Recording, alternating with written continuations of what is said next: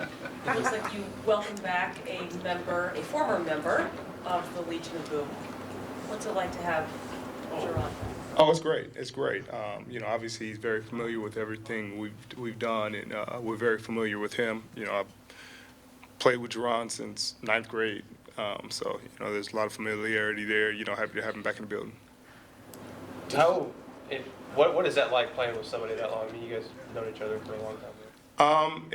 You got a lot of memories. You got a lot of good memories, good, bad, ugly. You can tell a lot of old jokes that nobody else will get.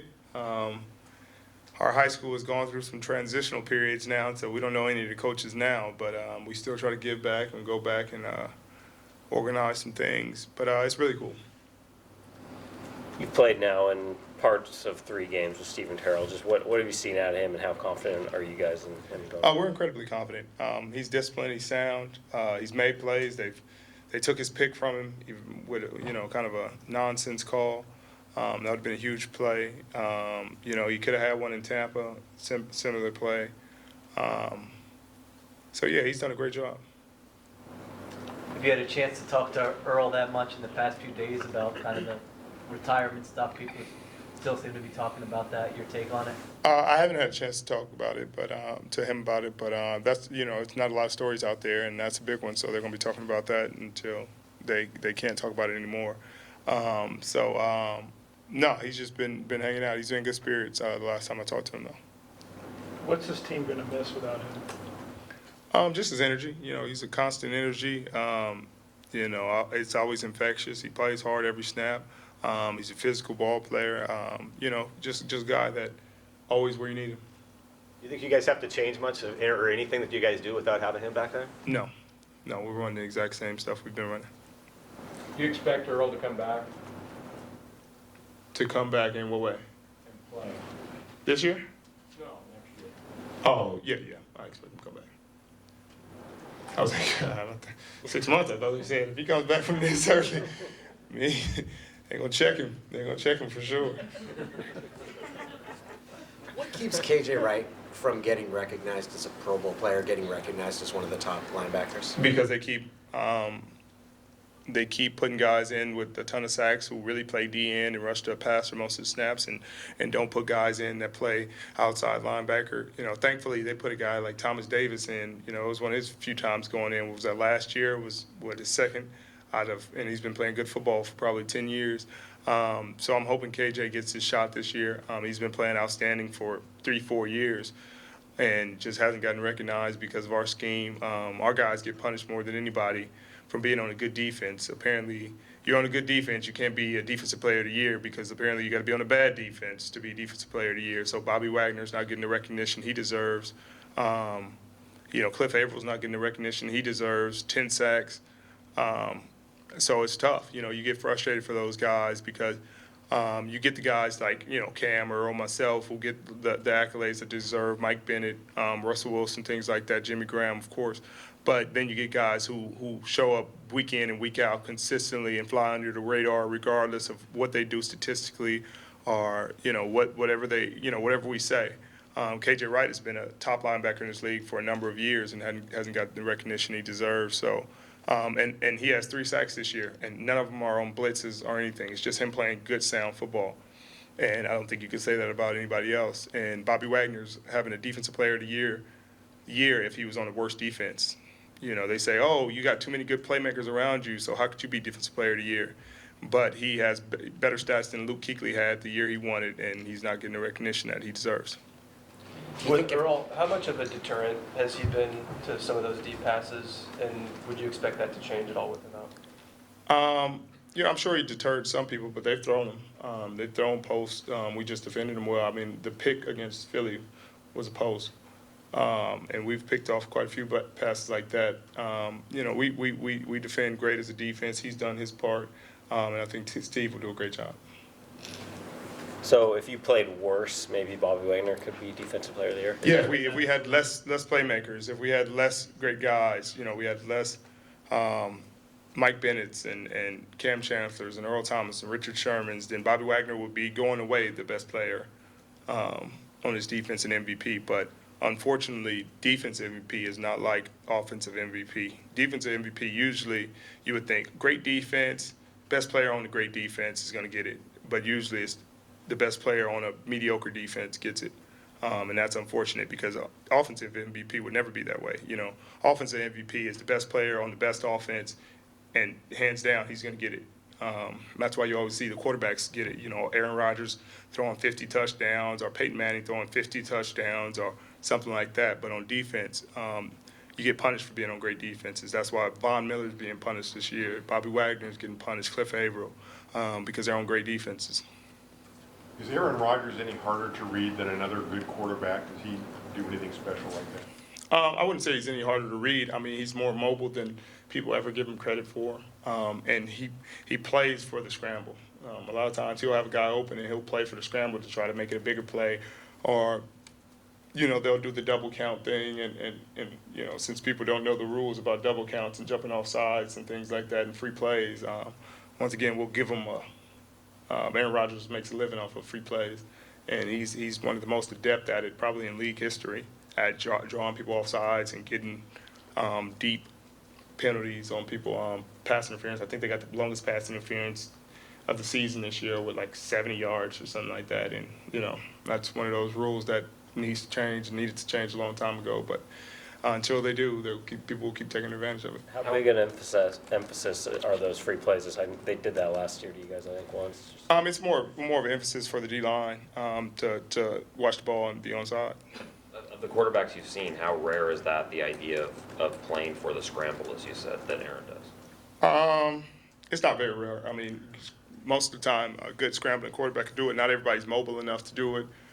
He has a great feel and a great savvy about him to know where the rush is coming from. His line does a great job playing off of him.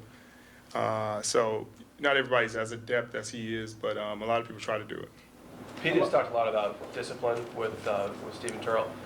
What does that mean in free safety? It just means owning your seams and posts. Simple as that. Knowing your assignments, knowing when you're down, knowing when you're up, knowing your gaps in the run game, and he's as adept at that as anybody. As a former DB coach, how often does Pete talk either philosophy or technique and just general football schemes with you for that room? Rarely. He comes in there once every blue moon, and blue moons are pretty rare.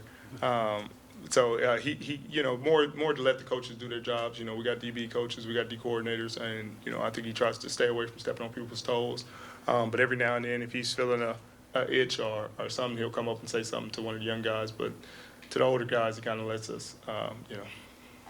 We're pros by now. Try to let us play. What would it mean to lead the NFL in fewest points allowed for the 5th straight year? And is there someone on the team, whether you or someone else, who provides an update on where you guys are every week? Nobody provides an update, but it'd be pretty cool.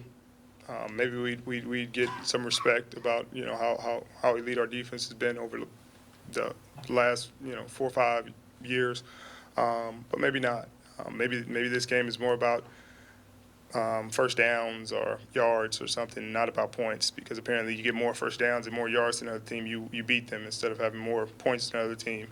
But that's a story for a different day. But hopefully we get the respect we deserve. It's about scoring points, and if we're the best at it 5 years straight, I think we're doing something right. If it's 20 or so degrees for this game, is that going to feel downright warm after the playoff game last year? Yeah, I mean, you can't get any worse than we had in Minnesota. I mean, we nothing, everything else is an oven compared to that. How would you assess the team's performance over the first 3 quarters of the season? I'd say solid. We've played solid. We some games we've almost played up to our potential, and others we haven't. But we're still positioned right where we need to be, and we have great. We have time to do exactly. Everything's right in front of us, so we have time to make up for what we did. How much harder is it to cover receivers in the snow? I don't know. I've never played in snow. When we played, it was just cold, really, really cold. It was -6. It was apparently too cold to snow. Never once played in the snow, huh? No. Mm-hmm. What was so hard about that Minnesota game? What part of the game wasn't functioning for you in that cold? Well, I mean, at a certain temperature, your blood kind of starts to freeze, so you got to keep that moving and keep warm in that respect. you breathe too deep, your lungs start to freeze. So that was troubling. Contact lenses were freezing over. People with beards had a real rough time. You know, you spray water on yourself and drink water. Any water that's on your beard is frozen. So you just had to be aware of that. And then, you know, after that, you kind of just playing. You know, you go out there and whatever you got, however fast you can move, because everybody's moving at about the same speed, because nobody can really go 100% because your body won't function. Is there a specific memory for you in that game that you think back to as far as just realizing how different that was? Yeah, just my contact lens is freezing over in warm-ups. I hadn't wore a visor the whole year, and I had to put one on as more of a windshield than anything. Looking back in retrospect, was there a carryover to the next game from that? No, I don't think so. No, we didn't really have any carryover. I mean, it's just turn around and do it again.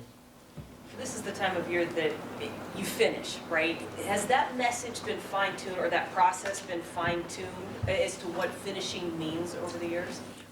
It has not. It has been very, very standard and consistent. Finishing is finishing. It is doing things right longer than your opponent, and that's been the consistent message for, 6 years now, since I've been here. And still the message. It doesn't change. He even gives us a little forewarning that his messages aren't going to change because the young guys need to hear it. Have thoughts on Willie Taggart getting a shot at Oregon? I thought it's awesome. I think that's an awesome hire for them. I think he's a fantastic man. He'll be a fantastic recruiter. He'll bring some incredible talent, and it'll be global. I mean, he can go anywhere and get players. He does a great job. He's a player's coach. And I think they'll be very happy with the guy they got. What's your dress code for away games? Well, for one-day trips, it's more formal. You wear polo shirts or jeans or something nicer. Very ambiguous, but nicer. Put your shoes on. He doesn't like me wearing my Uggs. For two-day trips, more casual. Because it's obviously going to be a time change and a longer flight, so he allows us to wear, you know, kind of whatever you can put on. But for one-day trips, two-day trips, it changes. So other than no slippers, are there any restrictions? There's not a ton of them. He wears slippers on the plane. He doesn't go back there and check. But I mean, if you're asking, have we ever run into anything like that? We haven't. I mean, Pete's a pretty cool guy. Don't be disrespectful, and most guys respect things he says and are pretty good about that. What was your reaction when you saw number 3 for Carolina, quarterback instead of number 1? I thought maybe there was an injury to Cam that they may have been withholding, or maybe he sprained his hand in warm-ups. You know, some crazier things have happened. Then once he came in, we didn't really understand what was going on. Did you agree or disagree with what Rivera did? I agree. You got accountability. You got to hold everybody accountable the same. You start treating guys different, then it's a slippery slope. Anything else? Thank you. Go Hawks.